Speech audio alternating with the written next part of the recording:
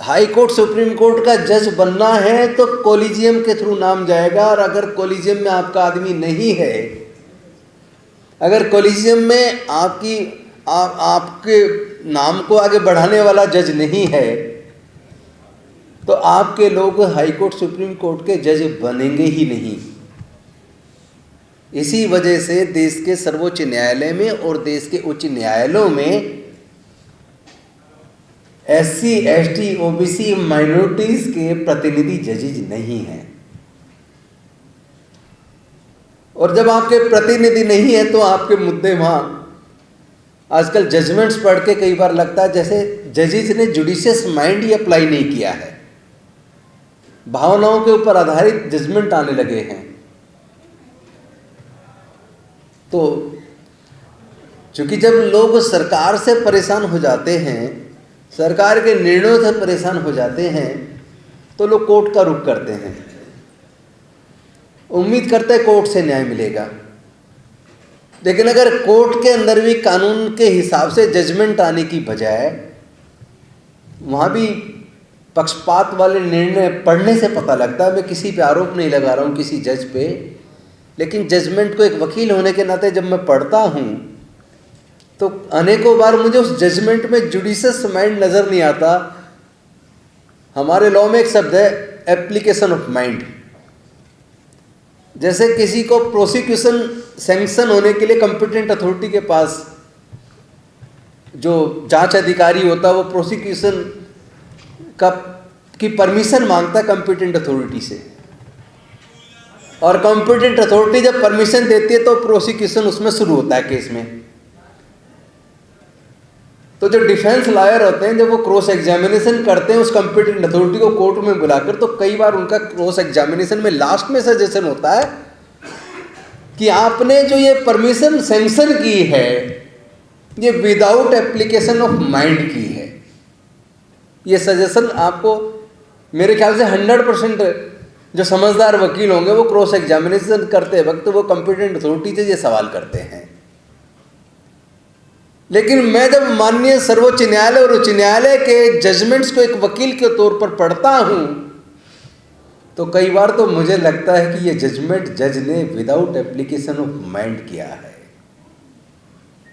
Constitution को ताक पे रखकर किया है। हम सुना करते थे कि कोर्ट की आंख पे पट्टी बंधी है, वो कानून पे और विटनेसेस पे एविडेंस के आधार पे जजमेंट देते हैं, लेकिन अब ऐसा प्रतीत नहीं होता। अब तो आस्था के आधार पर भी कानून चाहे कुछ भी कहता हो, एविडेंस चाहे रिकॉर्ड पे कुछ भी अवेलेबल हो, अब तो आस्था के आधार पे भी जजमेंट होने लगी हैं। और ऊपर से इस जुडिशरी का बेड़ा गर्क करने में एक और रोल सरकारों का रहा है, जिसकी सत्ता होती है जब कोई सॉलिसिटर जनरल अपॉइंट किया जाता है या एडिशनल सॉलिसिटर जनरल अपॉइंट किया जाता है या attorney general of India appoint किया जाता है या स्टैंडिंग काउंसिल्स अपॉइंट किए जाते हैं जो सरकार को रिप्रेजेंट करते हैं, सरकार का पक्ष रखते हैं।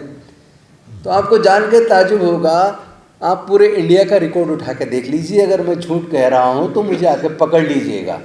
आप मेरा कॉलर पकड़ सकते हैं और कह सकते, मेरे से पूछ सकते हैं कि आपने झूठ क्यों बोला। आप पूरे इंडिया के किसी भी राज्य की सरकार का रिकॉर्ड चेक कर लीजिए और केंद्र सरकार का भी रिकॉर्ड चेक कर लीजिए, जितने भी स्टैंडिंग काउंसिल बने हैं आज भी हैं प्रेजेंट में किसी भी स्टेट के अंदर या केंद्र सरकार के अंदर, जो अटॉर्नी जनरल या सॉलिसिटर जनरल या एडिशनल सॉलिसिटर जनरल जितने भी बने हैं, अगर आप उनकी जाति देखेंगे तो उसमें आपको दलितों का, आदिवासियों का, पिछड़े वर्ग का प्रतिनिधित्व नहीं मिलेगा, क्योंकि वो अपॉइंटमेंट पूरी तरह पॉलिटिकल होते हैं। जिसकी सरकार होती है वो अपने लोगों को अपॉइंट करती है और वो लोग फिर वहाँ सरकार का पक्ष रखते हैं। तो फिर इस देश के दलितों, पिछड़ों, आदिवासियों का या वंचित वर्ग के लोगों, गरीब लोगों का पक्ष कौन रखेगा? उनका तो आदमी वहाँ पहुँचता नहीं है। तो बेसिकली ये 2-3 कारण हैं जिसकी वजह से भारत में डेमोक्रेसी भी लगभग खतरे में है और आम लोगों के अधिकार लगातार छीन रहे हैं, लोगों से शिक्षा लगातार छीन रही है। और हम लोग सिविल सोसाइटी के लोग आपस में मिलके अपना घोषणा पत्र बना के लोगों को जगाने की कोशिश कर रहे हैं, पर हिम्मत हारने की ज़रूरत नहीं है। इसीलिए मैं कहता हूँ कि मायूस नायूस शाम से ढलते रहिए, ज़िंदगी भोर है सूरज से निकलते रहिए, एक ही पाँव पे ठहरोगे तो थक जाओगे, धीरे धीरे ही सही राह पे चलते रहिए। हम लोगों ने एक सर्वे करवाया था कि देश के अंदर जितने ब्यूरोक्रेट्स हैं, जितने सीनियर डॉक्टर्स हैं, जितने सीनियर इंजीनियर्स हैं, सीनियर जजेज हैं, चाहे वो हाई कोर्ट के हों, सुप्रीम कोर्ट के हों या डिस्ट्रिक्ट कोर्ट्स के हों, वो सरकारी स्कूलों से पढ़े हैं या प्राइवेट से पढ़े हैं। तो हमारे सर्वे में निकल कर आया 98% bureaucrats, senior doctors, senior engineers, senior scientist, senior professors और supreme court, high court, district court के जजेस 98% सरकारी स्कूलों से पढ़े हैं। तो फिर सवाल ये पैदा होता है, जब सरकारी स्कूल से पढ़ के इतने काबिल लोग निकल सकते हैं जिन्होंने भारत का निर्माण किया और विकास में अपनी भूमिका निभाई, तो फिर एजुकेशन को प्राइवेटाइज क्यों किया? फिर सरकारी स्कूलों को पिछले 15 से 20 सालों में 2.25 लाख सरकारी स्कूलों को बंद क्यों किया और प्राइवेट स्कूल क्यों खोले? एक तो इसका जवाब जनता को सरकारों से मांगना चाहिए, क्योंकि जनता देश की मालिक है। ये सरकारें या सरकार में बैठे हुए लोग, चाहे वो राष्ट्रपति हों, प्रधानमंत्री हों, मंत्रीगण हों, एमपी हों, एमएलए हों या ब्यूरोक्रेट्स हों या जजेज हों, वो मालिक नहीं है। देश की जनता मालिक है। और कॉन्स्टिट्यूशन में एक वर्ड है पब्लिक सर्वेंट। एक एमपी, एमएलए, मंत्री सहित तमाम ब्यूरोक्रेट सब लोग पब्लिक सर्वेंट हैं, जनता के सर्वेंट हैं। तो जनता के प्रति उनकी जवाबदेही है। लेकिन क्या हकीकत में जवाबदेही सुनिश्चित हो पा रही है? एक तो ये मेरा सवाल है। जैसा बंधु जी ने बहुत सारे सवाल किए और वास्तव में उन सवालों का जवाब सरकारों के पास नहीं है, और जनता एक मुश्त ये कहेगी कि बिल्कुल सही है आपके सवाल।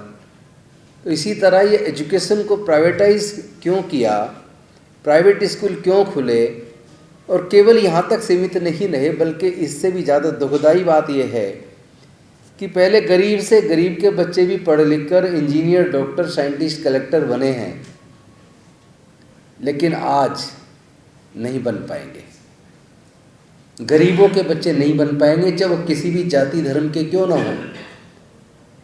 लेकिन अगर परसेंटेज की बात करूं तो अनुसूचित जाति जनजाति में 99%, पिछड़े वर्ग में 95% और जनरल कैटेगरी की भी बात करूं तो कम से कम 80% उनके लोग अपने बच्चों की हायर एजुकेशन का खर्चा नहीं उठा पाएंगे। अगर आपका बच्चा एंट्रेंस एग्ज़ाम पास कर लेता है, आईआईएम में उसका एडमिशन ऑफर होता है, तो 2 साल का एमबीए करने के लिए आईआईएम से कम 50 लाख रुपया चाहिए, जिसमें 44 लाख रुपया तो केवल फीस है। बाकी हॉस्टल का खाने का खर्चा लगा ले तो करीब 50 लाख रुपया चाहिए। अगर आपके बच्चे को इंजीनियर बनना है, डॉक्टर बनना है, साइंटिस्ट बनना है, प्रोफेसर बनना है, एडवोकेट बनना है, आर्किटेक्ट बनना है, तो इनमें जो प्रोफेशनल कोर्सेज जिनकी ज़्यादा डिमांड रहती है, चाहे वो आर्टिफिशियल इंटेलिजेंस हो, चाहे वो कंप्यूटर साइंस हो, या चाहे इसके साथ साथ इंजीनियरिंग में हो, मेडिकल में हो, लॉ में हो, तो उसके एंट्रेंस एग्ज़ाम की तैयारी के लिए ही कम से कम 3 से 4 लाख रुपया चाहिए। और उसके बाद एग्ज़ाम में बैठने के बाद एग्ज़ाम अगर पास कर लिया तो इंजीनियरिंग की डिग्री करने के लिए, लॉ की डिग्री करने के लिए, मैनेजमेंट की डिग्री करने के लिए, मेडिकल की डिग्री करने के लिए बच्चे को 15 लाख से 20 लाख रुपया चाहिए। नौकरी की बात नहीं कर रहा हूँ, नौकरी मिलने की, केवल डिग्री कंप्लीट करने के लिए 15 लाख से 20 लाख रुपए के बीच चाहिए। मैं पूछना चाहता हूँ, क्या अनुसूचित जाति जनजाति में 99% लोग 15 से 20 लाख रुपए का खर्चा उठा पाएंगे? यानी अनुसूचित जाति जनजाति के 99% लोगों से हायर एजुकेशन छिन गया है। माइनॉरिटी के लोगों से अगर उनकी बात करें तो उनमें भी 98% लोगों से एजुकेशन छिन गया है। पिछड़े वर्गों की अगर बात करूं तो उनमें से भी 95% से हायर एजुकेशन छिन गया है। और अगर जनरल कैटेगरी की भी बात करूं तो उनमें भी 80% लोग हायर एजुकेशन का अपने बच्चों का खर्चा नहीं उठा पाएंगे, उनसे भी एजुकेशन छिन गया है। आज पूरे देश का अगर आप सर्वे कर लीजिए, किसी भी राज्य सरकार का कर लीजिए, केंद्र सरकार का कर लीजिए, 50% से ज़्यादा वैकेंसीज खाली हैं और ऊपर से ठेके पे भर्ती हो रही है और ठेकेदार उसका पीएफ इन और ईएसआई जमा नहीं करता, उसकी तनख्वाह में से भी वो 40% खा जाता है। और इन सरकारों के रहते ये सब हो रहा है। तो हो क्यों रहा है? इसके बड़े मुख्य रूप से मैं 2 कारण देखता हूँ और वो 2 कारण बता के मैं अपनी बात समाप्त करूँगा। और उसका जवाब के लिए आपके सामने मैं प्रश्न छोड़ता हूँ कि उसका जवाब कैसे खोजना है। इसमें हम सिविल सोसाइटी के लोग अलग से डिस्कस करके उसके जवाब खोज के और उसके समाधान के लिए हम ऑलरेडी हमारी एक टीम, कोऑर्डिनेशन टीम बनी है बहुत सारे संगठनों की जो उस पर काम कर रही है। उसके लिए मैं यहाँ चर्चा नहीं करूँगा। 2 कारण मुख्य रूप से हैं। पहला कारण ये है कि हमारे संविधान को लगभग सरकारों ने खुद खत्म कर दिया है। वो सांसद, विधायक, मंत्री, मुख्यमंत्री, प्रधानमंत्री और राष्ट्रपति बनते वक्त वो संविधान की शपथ लेते हैं। कोर्ट के अंदर जो जजेस बनते हैं, जज बनते वक्त वो संविधान की शपथ लेते हैं। वो संविधान की बनने के बाद संविधान की रक्षा करने की बजाय उसके उलट काम करते हैं। कैसे करते हैं? क्यों ये सारा जितना भी चर्चा यहाँ चली है आज, या जितने भी मुद्दे घोषणा पत्र में उठाए उनका समाधान क्यों नहीं हो रहा है, उसके मुख्य रूप से मुझे 2 कारण नज़र आते हैं। वो कारण मैं आपको बताना चाहता हूँ। पहला कारण तो ये कि भारत के संविधान ने संसद के अंदर पार्लियामेंट्री कमेटीज़ बनाई हैं। बजट कमेटी होती है, budget estimate committee, privilege committee होती है, पिटिशन कमेटी होती है, रूल्स कमेटी होती है, बहुत सारी स्टैंडिंग कमेटीज़ होती हैं, SC/ST वेलफेयर कमेटी होती है। अलग अलग तरह के मुद्दों पे सरकार को गाइड करने के लिए और सरकार को कंट्रोल करने के लिए संविधान ने कमेटीज और कमेटी का गठन का अधिकार लोकसभा के स्पीकर को दिया है, विधानसभाओं में विधानसभा के स्पीकर को दिया है। लेकिन अनफॉर्चुनेटली अब डेमोक्रेसी इस तरह ख़त्म हो रही है कि उन कमेटीज़ का गठन, और उसमें यह भी है कि कमेटी का गठन करते वक्त सभी दलों के लोगों को उसमें सदस्य बनाया जाए। अनफॉर्चुनेटली आज उन कमेटियों का गठन स्पीकर्स नहीं करते, स्पीकर्स साइन करते हैं। उन कमेटियों का गठन प्रधानमंत्री, राज्यों के अंदर मुख्यमंत्री नामों की लिस्ट बनाकर स्पीकर को देते हैं और फिर स्पीकर उन कमेटियों के गठन की घोषणा कर देता है। कौन सा मुद्दा उस कमेटी में लगेगा, कौन सा नहीं लगेगा, इसको भी तय प्रधानमंत्री और मुख्यमंत्री कर रहे हैं। जबकि एक समय था कि कमेटियां सरकार को कंट्रोल किया करती थी, सरकार की किसी भी पॉलिसी को आलोचना किया करती थी, सरकार के डिसीजंस को इवेलुएट किया करती थी और सरकार को चेताया करती थी। लेकिन आज ये कमेटियां लगभग खत्म हो गई हैं। पेपर पे कमेटियां हैं लेकिन लगभग खत्म हो गई। उनकी लगातार मीटिंगें हुआ करती थी, ब्यूरोक्रेट्स को वो कमेटियां समन किया करती थी और उन मुद्दों का समाधान सरकारों से किया करती थी, अपनी रिकमेंडेशंस भेजा करती थी। संसद के अंदर और विधानसभाओं में उन कमेटी की रिपोर्ट्स प्रस्तुत हुआ करती थी। उन रिपोर्ट्स के आधार पर सरकारें अपने फैसले तक बदला करती थी। लेकिन आज वो कमेटियां ख़त्म हैं, क्योंकि वो कमेटी बनाते वक्त जिस दल की सरकार है, कई बार तो कमेटी में सारे के सारे मेंबर उनके हैं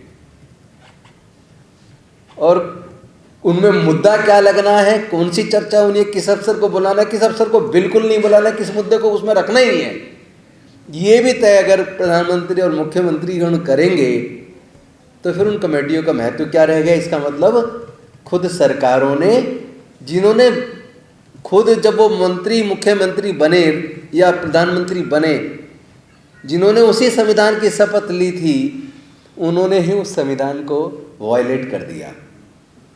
तो एक तो ये कारण है जिसकी वजह से डेमोक्रेसी लगभग ख़त्म हो गई है और आपके मुद्दे वहाँ चर्चा में आते नहीं हैं।